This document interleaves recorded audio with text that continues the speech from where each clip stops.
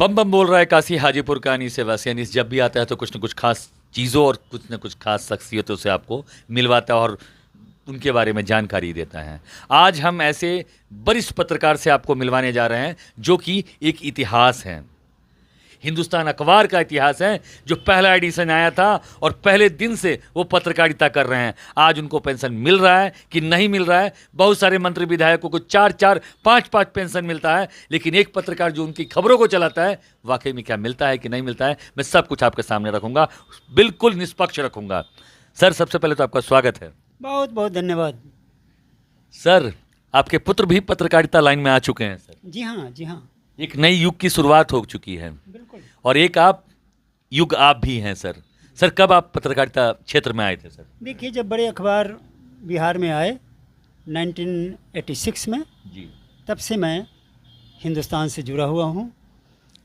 हिंदुस्तान के एडिशन शुरू होने के प्रथम दिन से मैं इसका संवाददाता रहा। बाद में छपरा, सिवान और गोपालगंज जिलों का प्रभारी रहा एक साथ, और तब मैं छपरा एडिशन निकाला था और 2003 में फिर मैं हाजीपुर आया और यहाँ पर वैशाली संस्करण निकाला और 1986 से मेरी पत्रकारिता शुरू होती है। सर एक चीज़ बताइए, उस वक्त जो पत्रकारिता करते थे क्या चिट्ठी के माध्यम से पत्र भेजते थे पटना, या फिर खुद जाते थे? उस समय तो फैक्स का भी युग नहीं था। जी, 1986 से 2000 या 1988-89 तक ज़्यादातर रिपोर्टर्स चिट्ठियों के माध्यम से अपनी खबरें भेजते थे, या फिर ज़िले में तार घर होता था, बहुत इम्पॉर्टेंट कोई खबर हुई, कोई हॉट न्यूज़ हुआ तो उसे तार के माध्यम से भेजते थे, जिसे टेलीग्राम कहते थे। जी जी, या फिर टेलीफोन पर लिखवाते थे। यही उस समय का सिस्टम था। 95 के बाद किसी दुकानदार ने फैक्स रखा तो लोगों ने फैक्स से भेजना शुरू किया, और 2000 के आसपास से आपका ये क्या कहते हैं कि कंप्यूटर के माध्यम से, नेट के माध्यम से खबरें जाने लगी। मैं सर एक चीज़ पे प्रकाश डालूंगा, उस वक्त फैक्स करने में भी सर पैसा बहुत लगता था सर। हाँ, और सर आपके तनख्वाह बहुत कम हुआ करता था सर, तो इसमें सामंजस्य कैसे बैठा पाते थे? नहीं, बड़ी कठिनाई थी, बहुत कठिनाई थी। सामंजस्य बैठाने का तो कोई सवाल ही नहीं उठता था। आपको मिलता ही कितना था, लेकिन जो मिलता था फिर खबरों पर ही खर्च हो जाया करता था। यही सर, तो कलम के दारोगा आप लोग कैसे कहलाने लगे सर? और ये बताइए सर कि सर आपने बहुत सारे मंत्रियों के बारे में लिखा होगा और सब लोग यहाँ जानते होंगे, यहाँ के जितने भी विधायक बने होंगे या फिर जितने एमपी बने होंगे, पटना में, हाजीपुर में या फिर सोनपुर में लगभग तमाम विधायकों को और मंत्रियों को आप जानते होंगे, पर्सनली आपको पहचानते भी होंगे।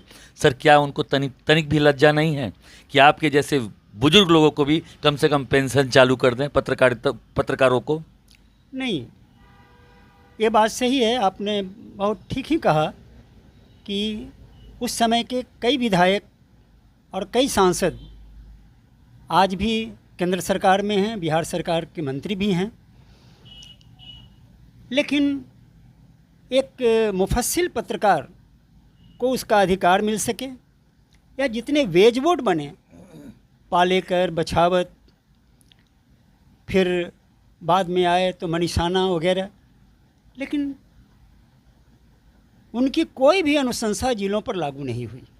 सर ये दर्द है रहा पत्रकार। सर एक चीज़ मैं और पूछूंगा सर, एक विधायक को जितनी बार विधायक बनता है उतनी बार पेंशन, एक एमपी को जितनी बार एमपी बनता है उतनी बार पेंशन। सर आप रामविलास पासवान को लगभग 6 बार सांसद बना चुके हैं, अब पासवान जी के पुत्र बन चुके हैं, यहाँ राजीव प्रताप रूढ़ी लगातार बनते आ रहे हैं। क्या यहाँ पे कोई इसके अलावा कोई चेहरा नहीं है सर? क्या देखा जाए, राजनीति रूढ़ हो गई है, एक खास चेहरे पर टिक गई है राजनीति, और उसका एकमात्र कारण है जातीयता। फिर जो समाज में जो क्षेत्रीय राजनीति उभरी, उसके साथ साथ जातीयता भी आई, और जातीयता के कारण वैसे लोग भी हमारे विधायक या सांसद चुने जाते रहे जो इसके योग्य नहीं थे। तो यह हमारे समाज की कमी है, हमारे वोटर्स की कमी है, और इसका एकमात्र कारण है कि हमारे वोटर जागरूक नहीं हैं और उन्हें कभी जागरूक करने की आवश्यकता नहीं महसूस की गई। यही कारण है कि जितने शिक्षा मंदिर थे पहले सरकारी, उनमें पढ़ाई की कोई व्यवस्था नहीं थी, कोई इंफ्रास्ट्रक्चर नहीं था, तो फिर मस्तिष्क बने कैसे, आदमी जागरूक कैसे बने? यहाँ की जनता सोई रही, और आज भी मैं कहता हूँ कि जातीय बंधन में पड़कर यहाँ की जनता सोई हुई है। सर, सारे विधायक, सारे मंत्री को आपके कलमों से गुजरे हैं सर, आपकी निगाहों के सामने से गुजरे हैं, उनको 5-5 या 6-6 पेंशन मिल रहा है। क्या कभी आपने इस बारे में चर्चा की? क्योंकि हम लोग भी एक नई युग हैं, एक नई पीढ़ी हैं, हम भी अपने बच्चों को चाहेंगे कि पत्रकारिता क्षेत्र में आए। क्या सर इस पत्रकारिता को लोग क्या इतने कम सैलरी में क्या निर्वाह कर पाएंगे आगे की ज़िंदगी ईमानदारी पूर्वक? देखिए, जो राशि मिलती है जिलों के पत्रकारों को, उस राशि से तो उनका कोई खर्च नहीं निकल सकता। अगर वो चाहें कि 30 दिन चाय भी कायदे से पी लें तो नहीं पी सकते हैं, यह सच्चाई है। अब आप सोचें कि आज भी प्रखंड के संवाददाताओं को प्रत्येक न्यूज़ पर 12 रुपये मिलते हैं, और 1997-98 में भी 12 रुपये थे, कोई राशि नहीं बढ़ी। जबकि आप देखें जो पटना हेडक्वार्टर में काम करते हैं उनका वेतन बढ़ता गया, काफ़ी बढ़ा, और पेंशन की बात आप करते हैं। बिहार में शायद ही मुफस्सिल के कुछ पत्रकार हों जिन्हें पेंशन मिल रही हो, वो भी संपादक की कृपा से। यहाँ तो स्थिति यह है कि आपने 20 वर्षों तक, 30 वर्षों तक अखबार की सेवा की, आप प्रभारी भी रहे, लेकिन पेंशन के जो आवेदन हैं उस पर दस्तखत करने के लिए स्थानीय संपादक तैयार नहीं है। वो आपको अपना पत्रकार मानते ही नहीं है। आपके लिए एक बढ़िया शब्द उन लोगों ने खोज लिया है, स्ट्रिंगर और सुपर स्ट्रिंगर। और आप एग्रीमेंट पढ़ें, और एग्रीमेंट पेपर जब आप देखेंगे तो आप आश्चर्य करेंगे। उसमें लिखा होता है, आपको ये स्वीकार करना पड़ता है कि पत्रकारिता मेरा मूल व्यवसाय नहीं है, मेरा प्रोफेशन नहीं है। तो करते क्या हैं आप?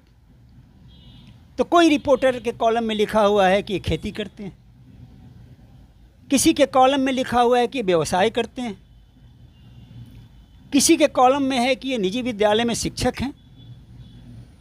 इस तरह के सारे तर्क मीडिया हाउस ने गढ़ लिए हैं उनको किसी भी प्रकार का वेतन नहीं देने के लिए।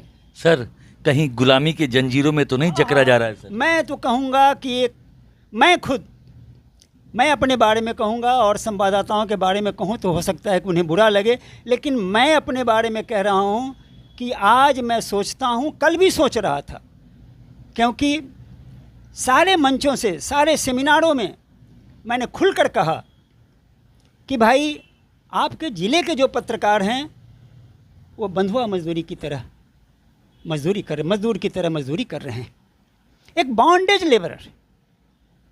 और मैं भी स्वीकार कर रहा हूँ कि मैं एक बेहतर बंधुआ मजदूर रहा।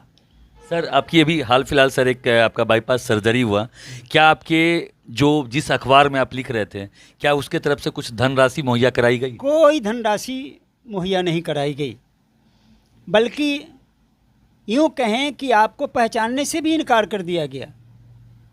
सर, ये 30 साल 40 साल की पत्रकारिता के बाद ऐसा हिंदुस्तान ने किया सर आपके साथ? निश्चित रूप से यह मैं बहुत बेबाक और बेलौस होकर के कह रहा हूँ कि तो ये पेंशन तो बहुत सारा टेंशन दे रहा है पत्रकारों को, क्योंकि पत्रकारों को पेंशन मिलेगा ही नहीं, क्योंकि जब आपने 40 साल गुजारा और आपका हिंदुस्तान आपको पहचानने से इनकार कर दिया, तो सर हम लोग क्या उम्मीद लेके पत्रकारिता करें? देखिए, नई उम्र के जो पत्रकार हैं उन्हें अपना वैकल्पिक रोजगार की व्यवस्था कर लेनी चाहिए, क्योंकि ये तय है कि उन्हें कोई वेतनमान मिलने नहीं जा रहा है। और ख़ासकर कोरोना पीरियड के बाद तो अखबारों ने हाथ खड़े कर दिए हैं, कोई नई बहाली नहीं हो रही है, अब वेतनमान देने की तो बात ही दूर है। इसलिए पत्रकारों को अपनी क्षमता के अनुसार, अपनी योग्यता के अनुसार कोई वैकल्पिक रोजगार भी साथ साथ लेकर चलना चाहिए, अन्यथा आने वाले समय में उन्हें दुख उठाना पड़ेगा।